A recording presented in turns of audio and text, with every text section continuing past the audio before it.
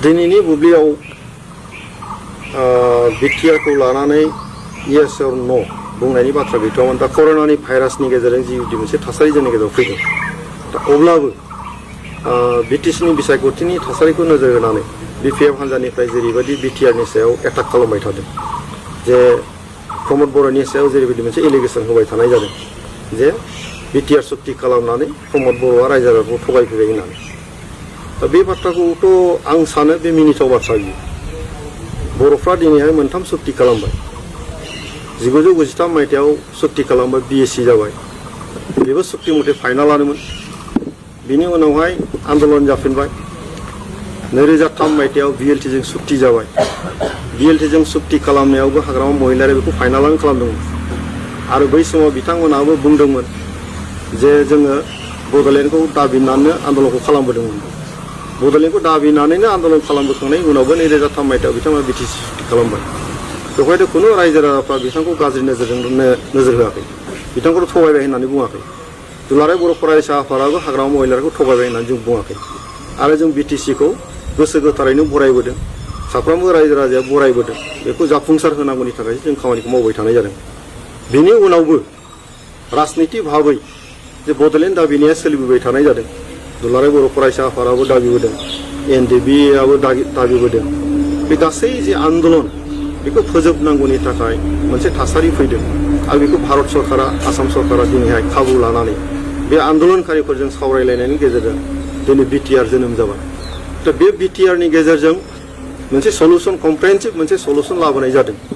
आरो बे कमप्रेहेन्सिभ सलुसननि गेजेरजों फैबाय थानाय समावहाय जाहाथे बे ओनसोला जौगासार जानो हायो आरो इयुनाव जाहाथे आन्दलन जानाङा, माबाफोर जुदि मोननांगौ जायोबा राजनिति भाबैनो जाहाथे जौगालांबाय थानो हायो, बे बेबस्थाखौसो नैबे बिटिआरनि गेजेरजों, बिटिआरनि सुक्तिनि गेजेरजों मोननो हानाय जादों।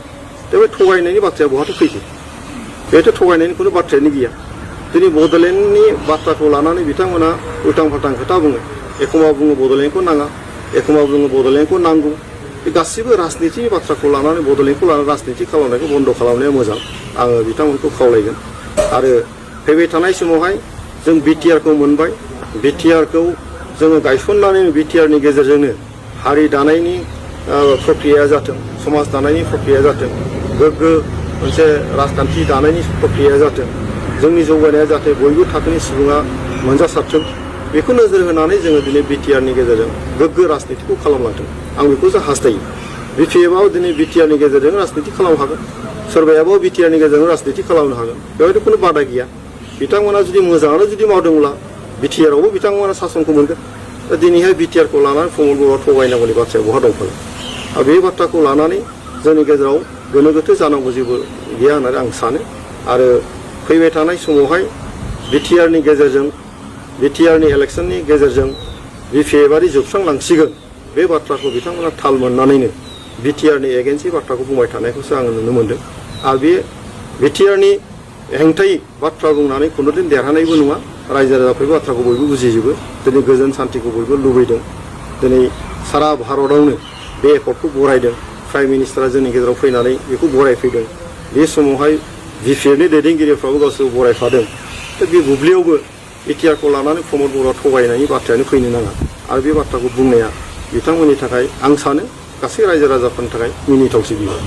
गतिके रायजो राजाफ्रा जों बयबो गोजोनदों। रायजो राजाफ्रा बिटिआरखौ लानानैनो गोजोननायखौ लानानै दिनै खामानि मावनो फैदों।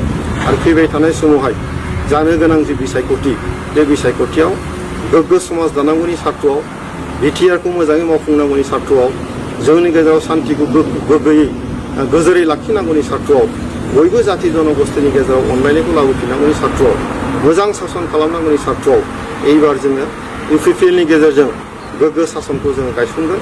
आरो बे बाथ्राखौ लानानै गासै बिटिआरनि रायजो राजा नोंथांमोना बयबो बाहागो लागोन होननानै आं आसा थियो। आरो जोङो इउपिपिएल हान्जानिफ्राय गोरायैनो जों बेखौ नोंथांमोननो खोथा होदों जे फैबाय थानाय समावहाय सान्थिखौ जोङो गोजोरै लाखिनानै बयखौबो बिसासाव लानानै गोग्गो समाज दानायनि जि मोनसे राजनिति जों बेखौ खालामो। बेहाय जाहाथे जोंनि गेजेरावहाय खुनु जाख्ल'नाय लोंख्ल'नाय जाया, खुनु सुख्ल'नाय जाफेरा। थांनाय 15 बोसोराव बिपिएफनि सासन जालांबाय। बिथांमोना खोथा होदोंमोन गोबां बाथ्रा, दिनै गाव गावबागाव सम्पति सोरजिनानै लादों। खिन्थु दिनैसिमबो 15 बोसोराव जोंनि गेजेराव आइअएनि न' लुफुंनो हायाखै। जब कार्डनि खामानिनि फैसा होफुंनो हायाखै बोराय पेन्सनखौ होजोबनो हायाखै बिधवा पेन्सनखौ दिनै होजोबनो हायाखै सरकारनि जि माखासे इउनिभार्सेल जि स्किमफोर दङ बे स्किमफोरखौ दिनै मावफुंजोबनो हायाखै दाबो जों बयबो मिथिगौ जे जोंनि ओनसोलनिफ्राय हाजार हाजार मानसिफ्रा बाहेरायाव थांनानै दिनै खामानि मावहैदों दाख्लैनि कर'नानि जि मोनसे थासारि बेवहायबो जों नुबाय जे बाक्सा जिल्ला उदालगुरि जिल्ला चिरां जिल्ला क'क्राझार जिल्ला गोबां जोंनि बे ओनसोलनिफ्राय दुखिया मानसिफ्रा बाहेरायाव थानानै खामानि मावहैदों बेखौ जों दाख्लै हिसाबखौ जों मोनजोब्बाय बेहायनो जों मिथियो जे जोंनि ओनसोलाव जोङो खामानि मावनानै जानांगौनि थाखाय जोंखौनो जे मोनसे सुबिदा होनो हायाखै 15 बोसोराव बिनि सुबिदा होनायनि दायित्वआ बिथांमोनाव दङमोन नाथाय 15 बोसोराव बिथांमोना बेखौ होनो हादिया दा बे थासारिखौ जों दिनै नुनो मोनदों गतिके जोङो दिनै इमप्लयमेन्ट जेनेरेसननि खोथा दङ मानसिफोरखौ खामानि मावनानै जानायनि थासारि लाबोनायनि मोनसे बाथ्रा दङ बे गासै थासारिखौ नोजोर होनानै आरो जोंनि जाहाथे आबाद मावग्रा सुबुं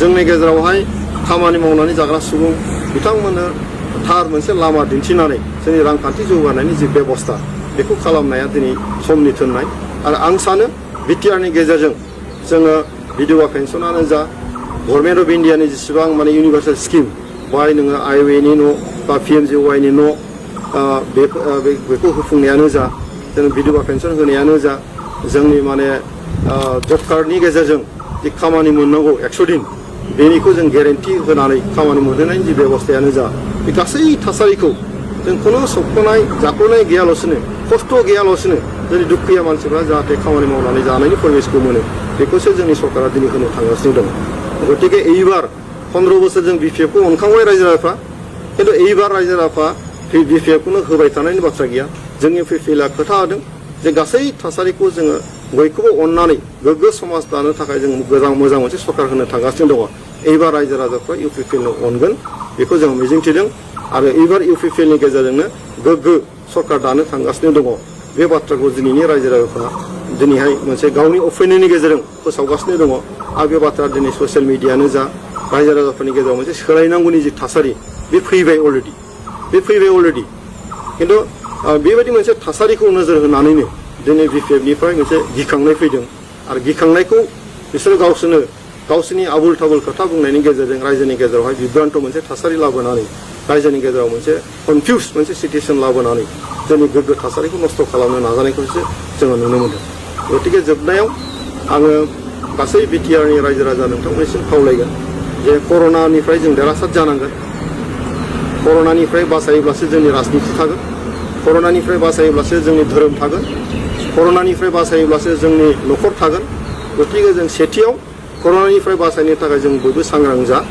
बेनि उनावहाय जोंनि राजनिति फैगोन बिटिसि बिसायख'थि जागोन बिटिसि बिसायख'थियावबो जाख्ल'ग्रा रोंख्ल'ग्रा बे बिपिएफ हान्जाखौबो जोङो दोनथ'नानै गोग्गो समाज दानो थाखाय समायखिरा लानाय इउपिपिएल हान्जाखौ मदद होनानै जोङो बिटिसिनि बिसायख'थियाव देरहासार खालामनानै फैबाय थानाय समावहाय बिटिआर सक्तिखौ जों गोख्रोङै मावफुंनानै जोंनि ओनसोलाव गोग्गो समाज दानानै गोख्रों मोनसे रांखान्थि जौगानायनि ओनसोल हिसाबै गायसननायाव बयबो बाहागो लानो आवगायबोगोन आं बेखौ मिजिंथिनानै आंनि रायजो राजाफोरनिफ्राय मोनसे खावलायनाय जे गोजोन थासारिनि गेजेरजों जों ज' ज'यैनो आवगायलांदिनि आरो बे बुब्लियाव बयखौबो कर'नानि बिरुद्धै गसंथानो